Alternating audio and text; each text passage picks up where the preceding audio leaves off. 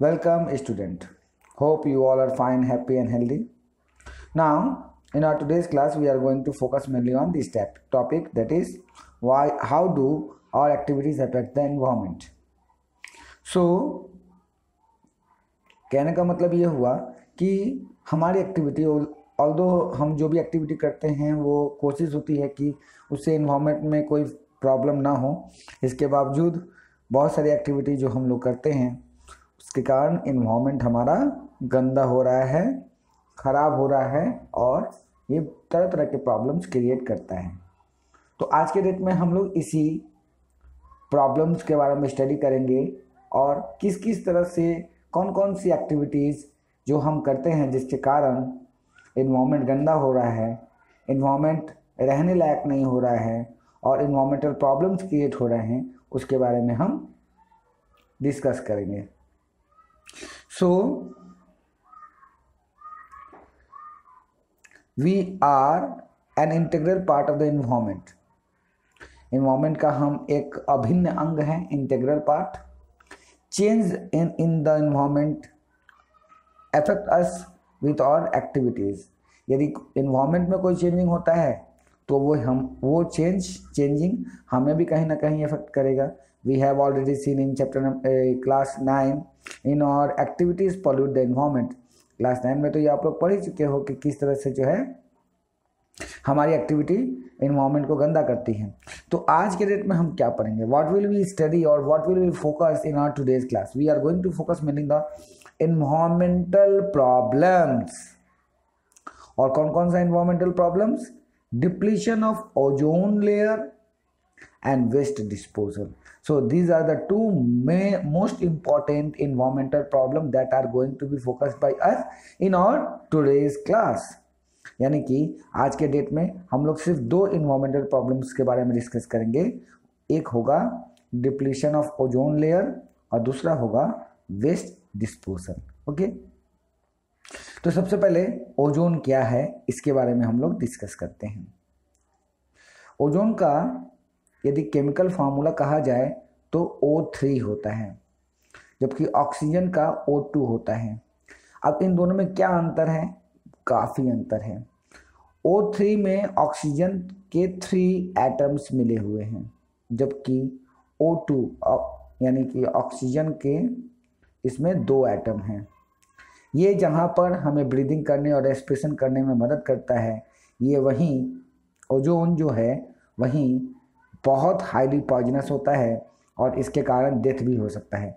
देखो, एक ही तरह के एटम से बने हुए हैं, हाँ, लेकिन अरेंजमेंट अलग होने से इनका जो मॉलिक्यूलर फॉर्म है बिल्कुल डिफरेंट हो गया और इस कारण से इनका नाम भी डिफरेंट हो गया, इनका नेम भी डिफरेंट हो गया।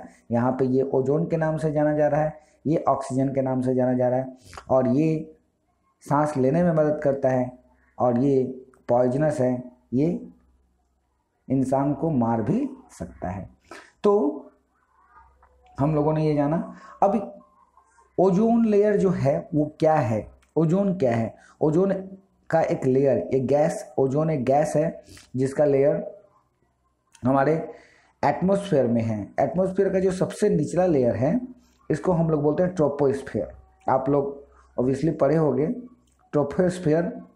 ट्रोपोस्फेयर के जस्ट ऊपर स्ट्रेटोस्फेयर है, स्ट्रेटोस्फेयर, ठीक है। और स्ट्रेटोस्फेयर के बीच में यानी कि इस जगह पे एक लेयर बना हुआ है, ठीक जमीन से लगभग 50 किलोमीटर की ऊंचाई पर एक लेयर है स्ट्रेटोस्फेयर के अंदर, है ना, बीच में। इसको हम लोग बोलते हैं ओजोन लेयर, जो ओजोन गैस का बना हुआ है, ठीक है। ओजोन लेयर ये क्या करता है? सनलाइट से आने वाले जितने भी यूवी रे होते हैं ये सारे यूवी रे को रिफ्लेक्ट बैक कर देता है। बहुत रेयरेस्ट यूवी रे को ये अंदर यानी कि अर्थ में आने देता है, अर्थ में गिरने देता है। इसके कारण क्या होता है? इसके कारण बहुत ज़्यादा फ़ायदा ये है कि रेडिएंट एनर्जी ज़्यादा नहीं आता, यानी कि एक ऑप्टिमम टेम्परेचर बना होता है अर्थ का। और दूसरी बात कि यूवी रे इतना ख़तरनाक है कि ये प्लांट को जला सकता है, इवन हमारे स्किन में स्किन कैंसर भी करता है। तो ऑब्वियसली इस वर्ल्ड में मौजूद जितने भी ऑर्गेनिज्म हैं, ओजोन लेयर एक छाता की तरह, एक अम्ब्रेला की तरह प्रोटेक्शन का काम करता है और यूवी रे को ना आने देने से देकर हमें और हमारे इन्वायरमेंट में मौजूद जितने भी प्लांट हैं या एनिमल हैं उनका प्रोटेक्शन कर रहा है। समझ में आया? तो ये बना कैसे है इसके बारे में इसके बाद वाले पेज में हम लोग डिस्कशन करेंगे। पहले हम लोग डिस्कस करेंगे ये जो पैराग्राफ है, इस पैराग्राफ में ओजोन इज द मॉलिक्यूलर और molecule form by 3 atom of oxygen. Oxygen के कितने एटम से बना हुआ है ओजोन? 3, इसीलिए लिखा हुआ है O3, यानी ये जो 3 है ये एटॉमिक फॉर्म है, एटम है। यदि देखा जाए तो इसका अरेंजमेंट O यानी 3 एटम ऑफ ऑक्सीजन के मिल करके एक मॉलिक्यूल ऑफ ओजोन बन के तैयार हुआ है। While oxygen which is normally refer as oxygen, oxygen को ऑब्वियसली हम लोग ऑक्सीजन ही बोलते हैं, is essential for aerobic respiration. ये एरोबिक फॉर्म ऑफ लाइफ के लिए, यानी जितने भी ऑर्गेनिज्म ऑक्सीजन रेस्पिरेशन के दौरान लेते हैं वैसे ऑर्गेनिज्म के जीवन के लिए ये ऑक्सीजन यानी O2 बहुत ही ज़्यादा जरूरी है। Ozone is a deadly poison, ये बहुत इंपॉर्टेंट है। ओजोन जो है ये एक डेडली पॉइजन है, बहुत ही खतरनाक पॉइजन है और इससे प्रोटेक्शन करना बहुत ज़रूरी है। ठीक है, एक्चुअली क्या होता है, कई बार ओजोनाइज्ड वाटर नाम सुना होगा आप लोगों ने। वाटर में क्लोरीन की जगह ओजोन डाल देते हैं, जिसके वजह से जो भी ऑर्गेनिज्म वाटर में मौजूद होता है, माइक्रो ऑर्गेनिज्म, ओजोन के कारण मर जाता है। वैसे इस पानी को हम पी सकते हैं, ज़्यादा हार्मफुल नहीं है। However at the higher level of atmosphere, atmosphere के हायर लेवल मैंने स्ट्रेटोस्फेयर में ozone form an essential function, ये क्या करता है, एक खास तरह का फंक्शन परफॉर्म करता है। It seal the surface of the earth, ये पूरी तरह से अर्थ के सरफेस को सील करके रखा है from the ultraviolet radiation of the from the sun, sun के अल्ट्रावायलेट रेडिएशन को अर्थ के अंदर नहीं आने देता। दिस रेडिएशन, अब उस रेडिएशन के बारे में बोला कि ये रेडिएशन यदि आ जाए तो क्या होगा। So this radiation is highly damaging in the organism, organism को पूरी तरह से डैमेज कर सकता है ये यूवी रे। ये कैंसरस होता है, बहुत ही ज़्यादा कैंसरस होता है और जीन को भी चेंज कर देता है और करके क्या कर सकता है, म्यूटेशन का कारण बन सकता है। ठीक है ना। इन ह्यूमन बीइंग, यदि ह्यूमन की बीइंग के बारे में बात करें तो इट कॉज स्किन कैंसर, क्या करेगा, स्किन कैंसर का कारण बन सकता है। How ozone forms on in the nature, अब यहाँ पे नेक्स्ट क्वेश्चन बनता है ओजोन बनता कैसे है। How ozone forms in the nature, in the nature. इसके पहले जो कुछ क्वेश्चन है मैंने नहीं दिया, उसको भी नोट कर लेंगे आप लोग। डिफरेंस बिटवीन, ये हो गया नंबर 1। दूसरा, डिफरेंस बिटवीन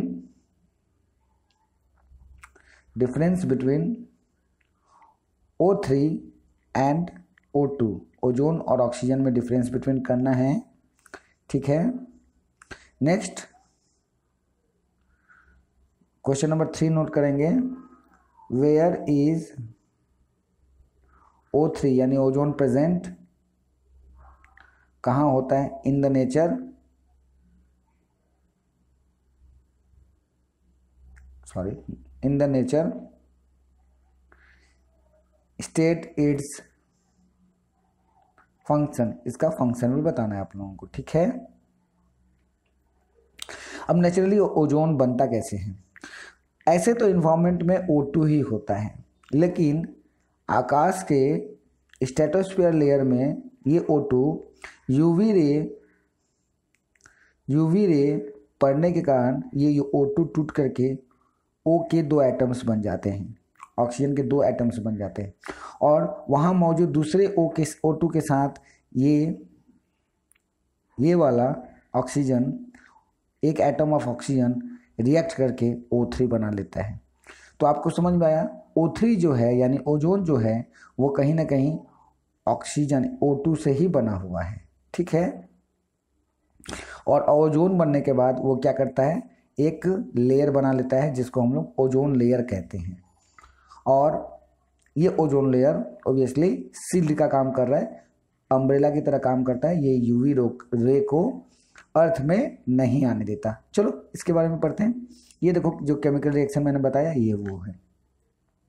यहाँ ऑक्सीजन आप देख रहे हो, ये ऑक्सीजन क्या होता है, यूवी रे के कारण टूट गया, 2 एटम बन गया अलग अलग, और उसमें से एक एटम जो है वहीं मौजूद दूसरे ऑक्सीजन मॉलिक्यूल के साथ रिएक्शन करके ओजोन बन गया। समझ में आया ना। So ozone at the higher level of atmosphere is the product of UV radiation, यानी ओजोन जो बनता है ये यूवी रेडिएशन के कारण ही बनता है, ठीक है ना। एक्टिंग ऑन द ऑक्सीजन, और किसके कारण बनता है, ऑक्सीजन के साथ रिएक्ट करके बनता है molecule. The higher energy UV radiation split apart some molecular oxygen into free oxygen atom, यानी कि जो मॉलिकुलर ऑक्सीजन है, ये मॉलिकुलर ऑक्सीजन है, यूवी रेडिएशन फ्री एटम्स में कन्वर्ट कर दिया ऑक्सीजन को, and these atom then combine with the molecular oxygen, और यही एटम मॉलिकुलर ऑक्सीजन के साथ कंबाइन करके ओजोन का फॉर्मेशन करता है। तो अब यहाँ पे आ रहा है क्वेश्चन कि ओजोन का तो हम लोगों ने फंक्शन पढ़ लिया, ये भी पढ़ लिया कि ओजोन बनता कैसे है, लेकिन यहाँ क्वेश्चन आ रहा है कि ओजोन के साथ प्रॉब्लम क्या है। अब सुनो सॉरी, ये जो ओजोन लेयर है स्ट्रेटोस्फीयर में, ये क्या है, ये एक थिक लेयर है लगभग ज़मीन से 50 किलोमीटर ऊंचाई पर। ये लेयर O3 ये CFC गैस क्लोरोफ्लोरोकार्बन और एक और कार्बन है इसको बोलते हैं हाइड्रोफ्लोरोकार्बन।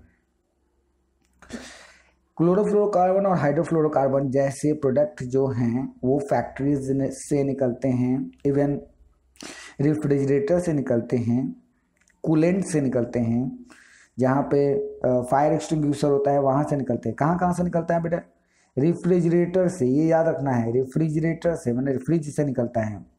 दूसरा, जहाँ पे बड़े बड़े कूलेंट लगे हुए हैं, जहाँ पे ठंडा करने के बड़े बड़े मशीन लगे हुए हैं वहाँ से निकलता है, और फायर एक्सटिंग्विशर से निकलता है, ठीक है ना।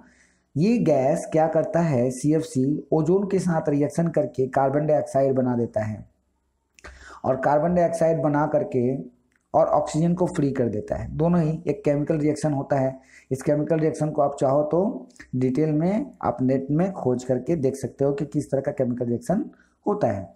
तो ये CFC गैस और HFC गैस यानी कि क्लोरोफ्लोरोकार्बन और हाइड्रोफ्लोरोकार्बन ये ओजोन को तोड़ करके ऑक्सीजन के फॉर्म में ला देता है, और फिर रिएक्शन करके कार्बन डाइऑक्साइड और किसी अदर फॉर्म में कन्वर्ट कर देता है इसको, जिसके कारण ओजोन का जो लेयर है वो दिन प्रतिदिन क्या हो रहा है, डिक्रीज होता जा रहा है, और इसकी जो थिकनेस है वो कम होती जा रही है। और इवन आर्टिक रीजन में, जिसको हम लोग बोलते हैं नॉर्थ पोल, वहाँ पर इतना कम हो गया है कि ओजोन होल तैयार हो गया है। क्या बन गया है, ओजोन होल। और ओजोन होल बनने के कारण वहाँ से सनलाइट डायरेक्टली अंदर घुस जाता है, और इस सनलाइट के घुसने से अर्थ का जो एवरेज टेम्परेचर है वो दिनों दिन बढ़ता चला जा रहा है, ठीक है। तो हमने क्या जाना कि CFC गैस क्लोरोफ्लोरोकार्बन कहाँ से निकलता है, रेफ्रिजरेटर से निकलता है, और कहाँ से निकलता है, फायर एक्सटिंग्विशर से निकलता है। ये क्या कर रहा है, ओजोन लेयर को डिप्लीट कर रहा है, उसके लेयर को कम कर रहा है, उसका क्षय कर रहा है, उसको डिप्लीट कर रहा है, उसको धीरे धीरे थीन करता जा रहा है उस लेयर को, जिसके कारण क्या हो रहा है, ओजोन लेयर में होल बन जा रहा है।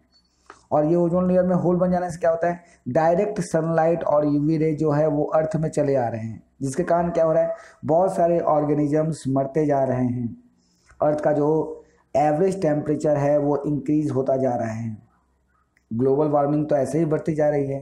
तो ये सारे की सारी चीज़ें एक साथ रिस्पॉन्सिबल हैं। ठीक है, तो चलो इसके बारे में डिस्कस करते हैं। The amount of ozone in the atmosphere begin to drop sharply in 1980s। 1980 के दशक में ओजोन लेयर का जो अमाउंट था वो डिक्रीज होता चला जा रहा है, शार्पली डिक्रीज हो रहा है। क्यों हुआ? Due to rapid industrialisation.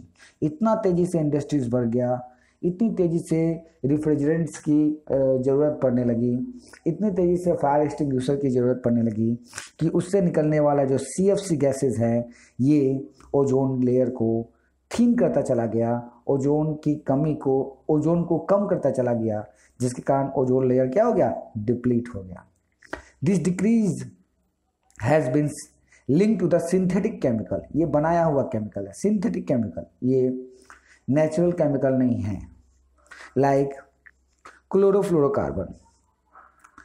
ठीक है, क्लोरोफ्लोरोकार्बन जो है वो एक सिंथेटिक केमिकल है, इसके वजह से ओजोन डिप्लीशन होता है। तो यहाँ नोट करेंगे question, what is the cause of ozone depletion? What is the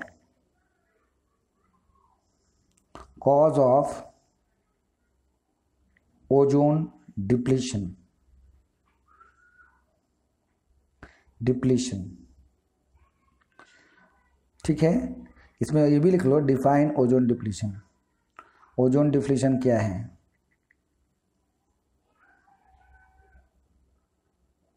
ठीक है, अब ये बात आ रहा है कि state the full form of CFC। Full form of CFC का फुल फॉर्म क्या है? State it's source, state it's source. इसका सोर्स क्या है, कहाँ से निकलता है? एंड इफेक्ट, और इसका इफेक्ट क्या हो रहा है। ठीक है, तो यहाँ पे आप लोगों ने 3 क्वेश्चन देखा। तो CFC गैस जो है वो कहाँ से निकल रहा है? रेफ्रिजरेंट से निकल रहा है, फायर एक्सटिंग्विशर से निकल रहा है, और ये क्या कर रहा है? डिक्रीज कर रहा है। किसको डिक्रीज कर रहा है? ओजोन लेयर के थिकनेस को डिक्रीज करता जा रहा है। इन 1987, 1987 में, ये बहुत इंपॉर्टेंट है, याद रखिएगा, United Nation environmental programme UNEP succeed in forging the agreement to freeze the CFC production at 1986 level. यानी 1986 तक जितना ओजोन CFC प्रोडक्शन हो रहा है, सारे कंट्री को ये हिदायत दी गई कि इससे ज़्यादा CFC प्रोडक्शन किसी भी साल नहीं होना चाहिए। और ये किस संस्था ने किया इस चीज़ का ऐलान? यूनाइटेड नेशन एनवायरमेंट प्रोग्राम के अंतर्गत ये डिसीजन लिया गया। तो ये एक बहुत इंपॉर्टेंट लाइन है, इसको नोट करेंगे, जिसके कारण क्या हुआ? कुछ हद तक CFC का जो लेवल है वो कम हुआ है ना। And it is now mandatory to manufacture the company. आज के डेट में जितनी भी कंपनियां हैं उन लोगों के ये मैंडेटरी हो गया है, खास करके रिफ्रिजरेटिंग कंपनीज जो हैं, जो रिफ्रिजरेटर बनाती हैं, फ्रिज बनाती हैं, उनको बोला गया है कि आप जो भी फ्रिज बनाइए वो कैसा बनाइए? CFC फ्री रेफ्रिजरेटर बनाइए, यानी कि उसमें CFC नहीं होना चाहिए, है ना। तो आज की जितनी फ्रिज की कंपनियां होती हैं वो CFC फ्रिज रेफ्रिजरेटर बनाती हैं, फ्री रेफ्रिजरेटर बनाती है। ठीक है, सो हाउ, यहाँ क्वेश्चन लिखेंगे, how the level of CFC is managed in this world. किस तरह से इसको मैनेज किया गया है, तो ये लिख लेंगे आप लोग, 1987 में इसको मैनेज किया गया। ठीक है, होप आप लोगों को ये बातें अच्छे से समझ में आई होंगी। हम लोग का जो लास्ट टॉपिक होगा, यानी कि नेक्स्ट डे का जो टॉपिक होगा वो होगा managing the garbage we produce. जो भी गार्बेज हम प्रोड्यूस कर रहे हैं इसको किस तरह से मैनेज करना चाहिए, इसके बारे में डिस्कस करेंगे। ऑलरेडी इसके बारे में आप लोग जानते भी हो, फिर भी इसको नेक्स्ट क्लास में करेंगे। Okay, hope you understood. Make the notes and send it to me. Okay, bye bye.